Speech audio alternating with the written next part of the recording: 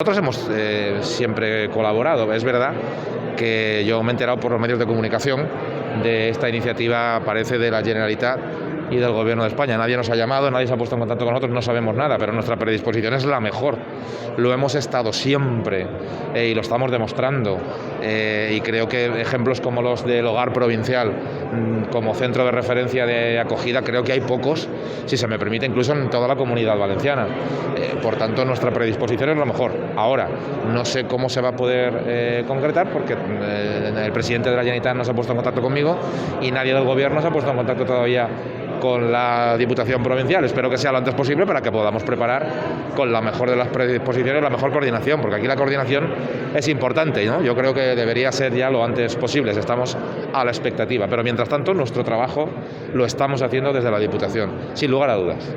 Con esos tres grandes centros, bueno, la Ciudad de la Luz, que hoy abre como un gran centro de recogida de material para enviar, ¿hay coordinación ahí? No sé si...